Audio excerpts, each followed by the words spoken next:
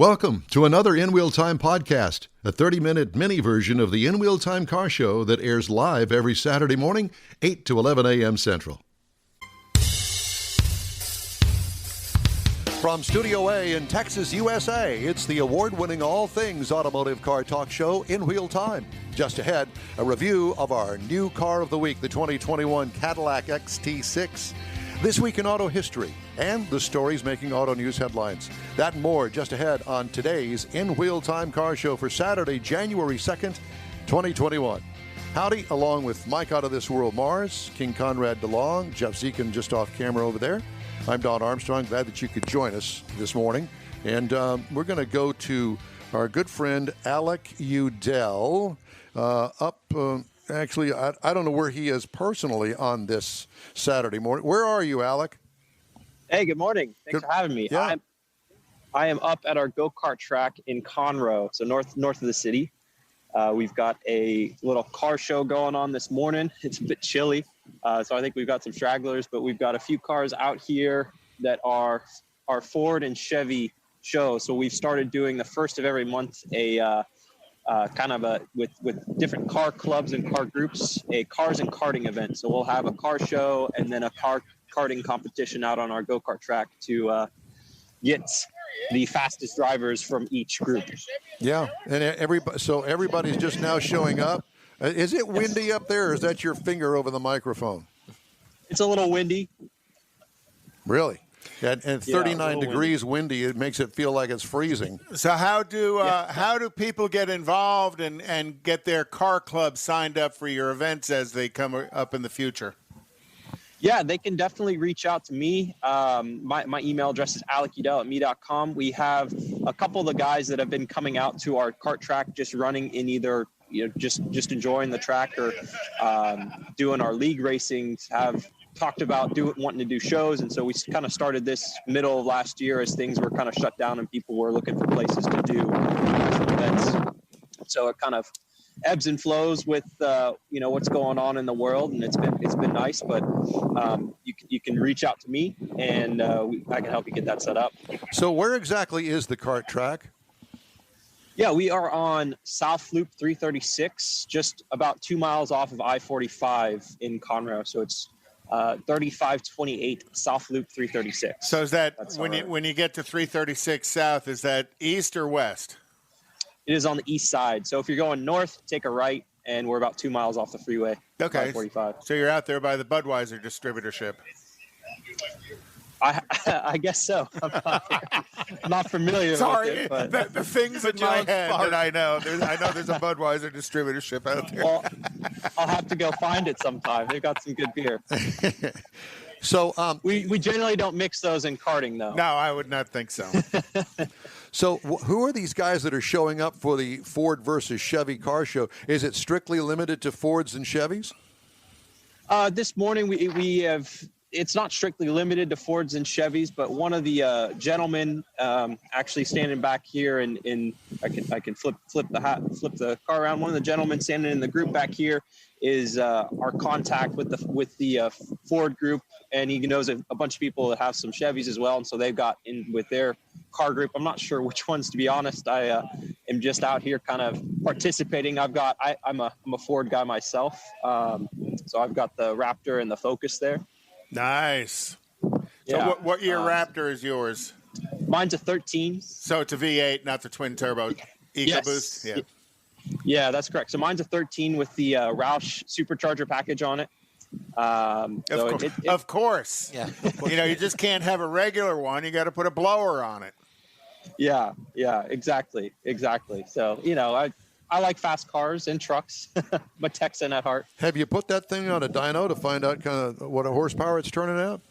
Yeah, I actually did had a tune done on it over the summer and got some stuff done on it. It's at about 95,000 miles now, but it does 600 to the wheels. To the wheels. To the wheels. Yeah, he's done some stuff to it. Yeah. Yes. Yeah, that's a technical term. I think Alec may be a little connected to get the right stuff done. Right. Yeah, exactly. So when the clubs come up for these types of events, as you do them in the future as well, today being Chevy versus Ford, they sit and kind of chat about cars early, and then you go ahead and everybody goes. Do they nominate a group of them to go on track, or pretty much all of them that want to can go on track? Yeah, pretty much anyone that wants to can go on track. We'll generally run a little special depending on the group, either $15 races or three for the price of two. Just depends on what we're doing that month. And kind of at the end of it, our manager at the track here will get all the times together, figure out who was the quickest out of the group, and then coordinate with the different car clubs to let them know and get their prizes sent to them or their gift certificates, whatever it may be. So to a large degree, morning, maybe a late morning event. The whole event's probably done by noon-ish. Yeah. For today, we've got it scheduled as from 9 to 11. So just about a 2 to 3 hour event usually. Kind of depends. I mean, sometimes we'll have the whole parking lot out here filled.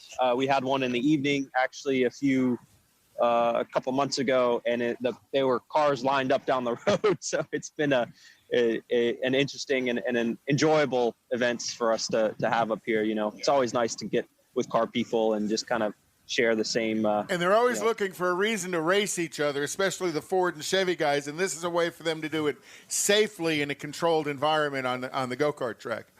Yes, exactly. And that's kind of what we're all about here at Houston Karting Complex, is just making sure that we can bring motorsports close to home and have a nice place where people can enjoy, the grassroots level of racing. Alec, how long is that track? The track is 0.7 of a mile. So it's not too long. It's just perfect size for our Honda rental go-karts out here. I was going to say, that's a pretty good sized track on a go-kart, 0.7 of a mile. That's what. So how long are not your lap times, because we know your lap times are faster than everybody else's, but what's kind of a typical non-experienced person's lap time going to be out there? Sure. What I like to say is, if you can get under a 70-second lap time the first time you're out here, you're doing pretty good. No, that's a lot of time. So you talked earlier about a $15 race. How many laps would that be? So all of our races are 10 minutes long. So however many laps you can do in 10 minutes. Time. Okay. Yeah. I think we need an in-wheel time competition to go out there, Conrad. What do you think? Oh, gosh. Only if they have a Bubba-sized cart for me. We do. Oh. Yes, sir. But we need a competition out there, Alec. Yeah. We need to get us out there. Great. Before you get too far gone out of there, you got a couple of cars out there, some Mustangs and stuff sitting back there? Yes, we do. Yeah, what kind of cars have you got out there as far as the Ford versus Chevy? Have you got any of the Chevys there? Gotcha. Right now, but we got an IROC Camaro. I'm not as much familiar with these cars, to be honest. An IROC Camaro, boy, that's that's going back a little ways. 80s gen. I had a car like that. Mine wasn't an IROC; it was a Z28. Oh, that's a good-looking car, though. It really is. Yeah. Yeah, it is. Very pretty. And then we've got a couple more Mustangs, a Lightning. An early Lightning, too. Yeah. Is that a GT350? What's the blue one? A GT500. GT500, wow. And a 302 Laguna Seca edition. That's a fun car. That's actually kind of a rare Mustang as well, though, being a new Mustang, people don't think of them as rare. But the Laguna Seca, I don't think they made very many of them, and that is... Somebody's been working on that one. I was going to say, that's somewhat of a track car that it's Ford got roll sold. bars and everything in it. I think, yeah. So this is the guy that kind of organized everything. This is his car. Oh, okay. That's neat. Yeah. I don't know. Did it come from the factory like that with the roll bar and the seats and everything? No. I didn't think so. No. So they actually they don't come with the roll bar, but that little cross beam in the back, which is kind of a little difficult to see. They come factory with that installed. I actually had one of these when I was driving the Mustangs with Ford in about 2013. Okay. So I do know a little bit about them. They come stock with the rear seat delete, but they didn't have any sort of navigation systems or anything in them. The 13 models actually came with sync. You couldn't get them in the 12, which is what this one is. But they, super lightweight. I think their weight was 3,500 pounds. Yeah, so several and a street car, several hundred pounds less than less than the blue one sitting right next to it. Yeah, for sure. This one, we were just looking at it. It's about 3,800 pounds, I believe. But it's also got a little more horsepower because of the supercharger. And you talked about you guys are also running leagues up there at the track. Yeah, for sure. We're Yeah, tell us about the leagues. I'm sure the leagues are like different categories of driver skill and age brackets that you run as well. Yeah, so basically what we usually do is if you can run about a 67 to a 65 second lap time, you qualify for the leagues. That's about where we see the back of the pack running, and then the quickest guys will be running about 61 to 60 second lap times. So that's kind of the range of times that will run out in the leagues, and then we split them up by weight class. And so we have a heavyweight class and a lightweight class. And the last year, what we've done is we split 190 pounds and below and 191 and up for the two different weight classes, and then those run separate run groups, and we'll get about 10 to 15 in each run group, depending on the league and the time of year. You know, it's summer tends to be a little more popular than winter, and we'll start our first one up in January here. And the league is like a series of races over a few weeks period of time, kind of like a bowling league. Yeah. But bowling Billiards. leagues usually there's a lot of alcohol involved. Same thing with billiards.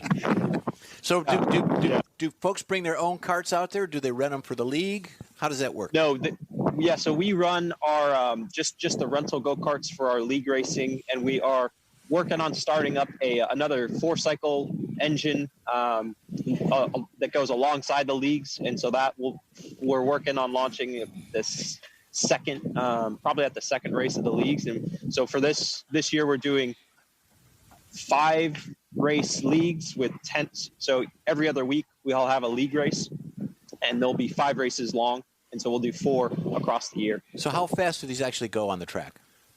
Yeah, our carts will do about 55 to 60 mile an hour. You know, it kind of depends on how good of a driver and how well you come out of the corners. So in other words, you could easily spin out. In other words, yes. Oh, certainly. Yeah. Rubbing is racing. I don't think you want to rub. These are open wheel cars. Are you familiar with a group called NASCARts? NASCARts, yeah. It's a group of go-kart drivers and go-karts themselves that, as far as I know, are set up for large road courses, and actually they bring their carts to Houston Motorsports Park to run the 3/8 mile banked oval out there, and they are pretty darn fast. Give them a lap or two to get up to speed, and they're scary fast actually when you got your butt about an inch off the ground. Yeah, certainly. No, I'm not as familiar. I've always stuck with kind of the sprint racing is what we call it. Not as much of the road course or the oval. And so the series that like I've run in, I am familiar with NASCARs. I haven't done much in it. Right. The series that I ran in when I was a kid is called SCUSA, Superkarts USA. And then I also did some of the Rotax, which was a Bombardier engine built by the French, I guess, the Canadians. Yeah, the airplane manufacturer, and then also like the Can-Ams and all those. So they did. They do a lot of snowmobiles. Yes, that too. Exactly. Yes. Same engine, modified for each sport. Yes. Yeah. And they go real fast. What engine platform do you use on your rental cars? Yeah, we have a Honda GX 270. And so it's just the typical, you know, it goes kind of all different, I guess, uses from like a water pump to a go-kart. We have a transmission on it that turns it into a belt drive. And so they are about 9.5 horsepower, and the carts themselves are pretty sturdy. And they do have bumpers all around them. They're not open wheel. Okay. And then have a little roll bar and seat belts, and so the carts themselves probably weigh about 450 pounds. So these are like a CVT transmission, or they're not shifter carts though, are they? No, it's so I want to say I'm not exactly sure what the centrifugal clutch. Yeah, it's a centrifugal clutch. Right? I've actually not taken one of the transmissions apart, to be honest. but it's just you can do either a belt drive or a chain drive. We do the belt drive because they're a bit more reliable for the rental purposes. And what is your, maybe you don't want to tell me this, what is the kind of the general cost of one of the carts that you guys get for the rentals? You know, is it, you know, a couple of thousand, 5,000, 7,000? What kind of cart are people renting from you? Yeah, one of the rental carts. So right now we have a Sodi rental cart. We actually have a new fleet coming in the end of February, beginning of March, depending on when they come in from Italy. And they are all purpose-built just for rental cart driving, and they're about $9,000 each. Oh, my gosh. Holy cow. That's expensive. So a pretty big investment on your part to trust a bunch of crazy people to get behind the wheel and go out and get out there and go fast. Yeah, how many in a fleet? Yeah, we have 20 more coming in. Right now we have 22. And then we also have a double-seat cart. We have 2 double-seat carts that we're purchasing as well, in addition to the single one that we have right now. So that's so if you want to bring, you know, your kid out that's not tall enough or old enough to drive one of our carts, you can put them passenger seat. And there's actually 2 steering wheels, so they can steer and drive with you. But, it's basically there's a lot of safety that's built into these carts. There's a lot of technology that goes into the shock absorption and, you know, just making sure that when people are driving, they're able to enjoy the cart, push it to its limit, maybe go over it, you know, hit a barrier or something, and still have a good time and still be safe. Yeah, because it's going to happen. The double seat is so you can bring your wife or your girlfriend with you, so they can. I was going to say we could bring you, Jeff. Yeah, you don't meet the height requirements for the Cyclone.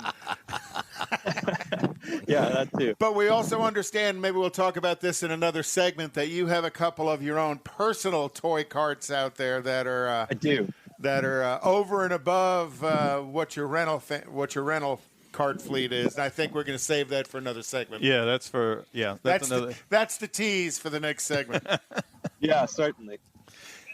And I'm sorry to hear about your Clemson. I see you're wearing a Clemson shirt. Yeah, and I know they didn't do as well as expected last night. Sorry to hear that. Yeah, you know, that's a tough thing to do. It's to perform every year at the highest level. You know, I always am happy to watch the games, happy to cheer them on, and this year wasn't our year, so you know. Yeah, we have. There's always next year. Yeah, there's always next exactly. year. And with Clemson, there probably will be a next year as well. We have an Ohio State fan that pops on our Facebook page, and we also have a baseball fan here. He was bragging this morning. Congratulations to both of them. It's going to be an exciting national championship game. I'm a huge college football fan, so I'm looking forward to that. Roll Tide. Boomer Sooners. Yeah, well, they're not there this year. Go blue. So with your leagues, is there a national league organization? Can people advance from your facility to a regional event? Yeah, so basically that's why we're starting to work on the Bring Your Own Cart League that in accordance with our current one, and so we're moving people into like if you want to go competition racing, then that's what the 4-cycle carts are for. So they run a Briggs LO206, so it's a local option 206 engine, and that will be something that you can pick up and take around to different racetracks. There are other tracks. Our sister track up in Dallas called Dallas Karting Complex run leagues as well. And so there are other places that do the leagues, but there's no rental cart national league, so to speak. If you want to pursue a further, you know, go at a higher level, basically, then you would go to where you buy your own cart and run it. And you kind of can travel around a bunch of different tracks. There's some local regional stuff in Texas, and then you can go. SCUSA is still a very large around the country. And then there's some other stuff, and so there's plenty of options where you can go race carts, just not the rental carts as much. Will they come and run at your facility, or do they need a larger, different setup for the facility? Yeah, we typically we're not necessarily after running big races at our facility, just because we're really focused on the grassroots level and kind of getting people into the sport. There's a track just around the corner over kind of towards Kingwood, and they do some larger events, and there's some The regional series is called Texas Pro Kart Challenge. And so you can run kind of, that goes between Dallas, even sometimes up to Oklahoma. There's another track out in Katy that's just a club track. And so those tracks, those series will kind of run in those different places, but we focus mainly on like the rental karts and then the 4-cycle karts, because our track's just a little too tight. It's meant to be really exciting for the rental go-karts and not as much open space for some of the faster karts. The SCUSA has actually been on television. Where I've seen it. What is the average age of folks coming out there, Alec? I would say we have a couple different groups it depends on the time of the week. So if you, like our Thursdays are our $15 race days. So $15 races all days. You'll see kind of the age group of 18 to about 25, 26 that are coming out on those days. And then on the weekends, we get a lot of families that are coming out here just to have some fun. So you've got, the parents that are anywhere from like mid 30s to late 40s with their kids that are, 12 and up. And then of course sorry, go for it. Alex, thank you very much. And I know that we're going to be back with you later on in the program, so we'll talk more about all the karting and all the stuff that's going on up there at your facility. So thanks so much. All right, time now for this hour's car review. It's the 2021 Cadillac XT6. Available trim levels are the luxury, the premium luxury, and the sport. And I had a chance to drive the premium luxury all-wheel drive. What size is it? The government calls this a small SUV. It is. Really? It's really? Can I get a little mic here? No, there's no microphone. You've been cut off. Can I get a little mic here? I would not call that a small SUV. Nor would I, but that's what the government puts it as. Wow. Small SUV. Of course, they look at the interior space. Okay. That's how they come up with these classes, which is ridiculous because this looks like something that the XT6, grade schooler would come up with. Yeah, the XT6 is basically on the same chassis as the GMC Acadia.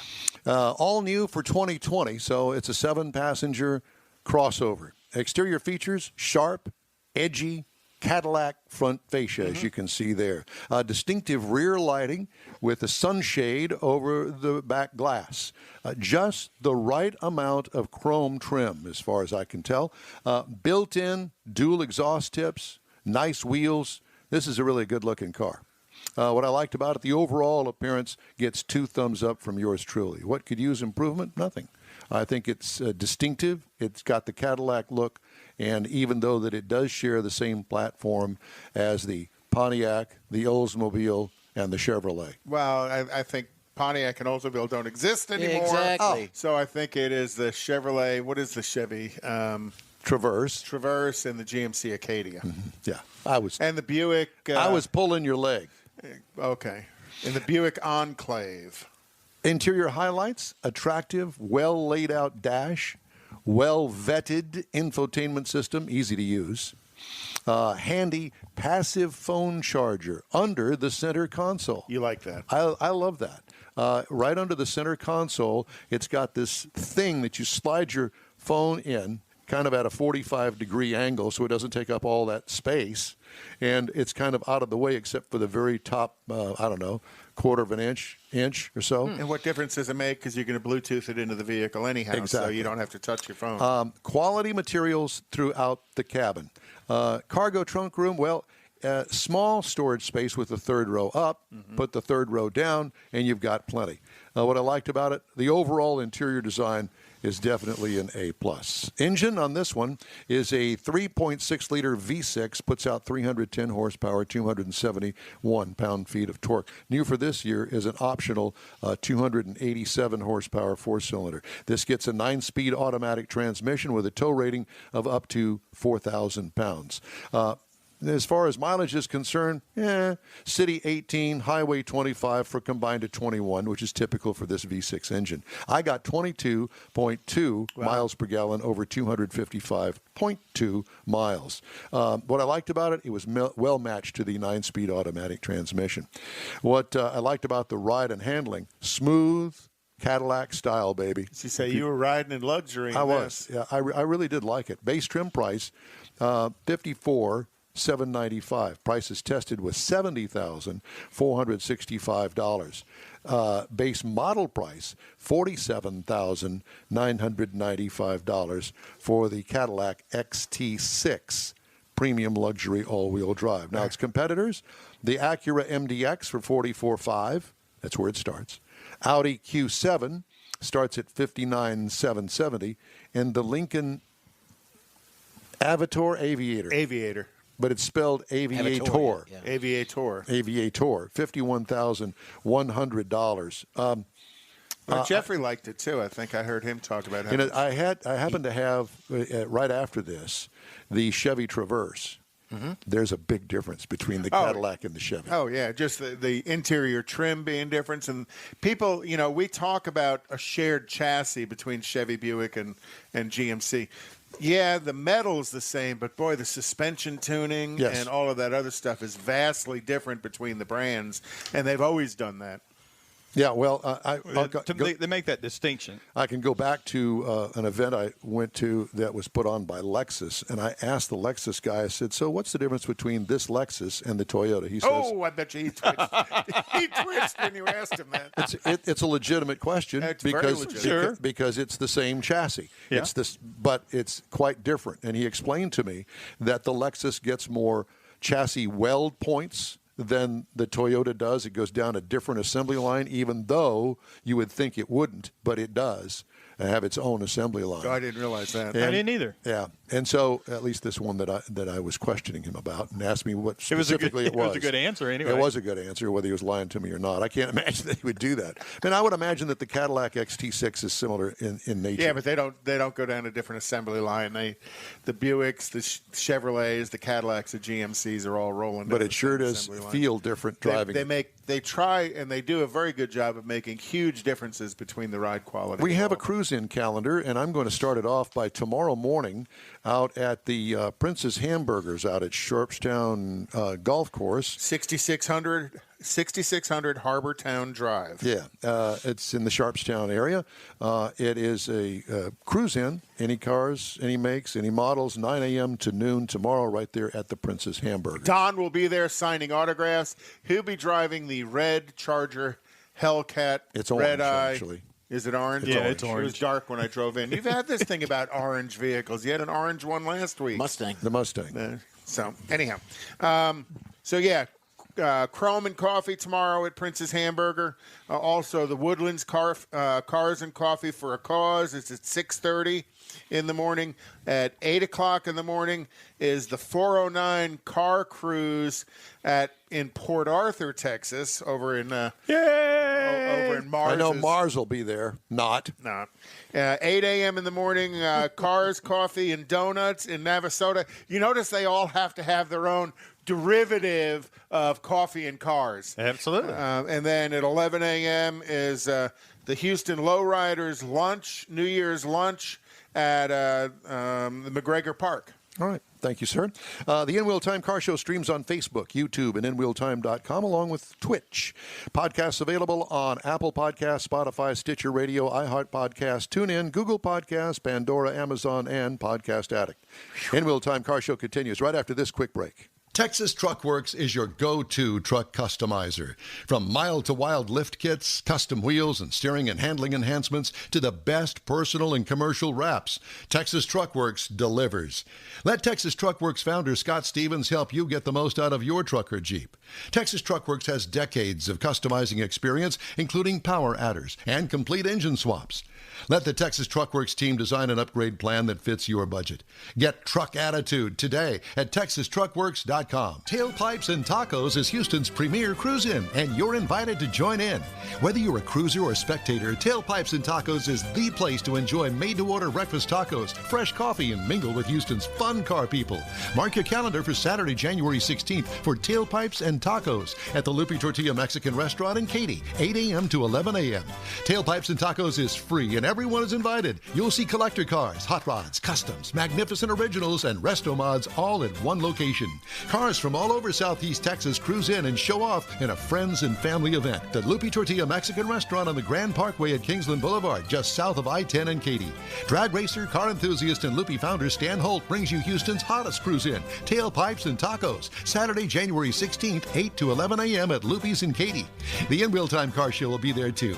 Get your ride ready and we'll see you at the Tailpipes and Tacos Saturday morning cruise in, January 16th, 8 to 11 a.m. at Lupi's in Katy, weather permitting.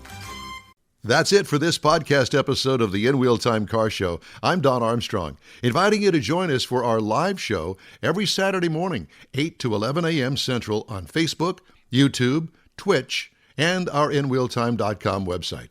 Podcasts are available on Apple Podcasts, Spotify, Stitcher, iHeart Podcast, Podcast Addict, TuneIn, Pandora, and Amazon Music.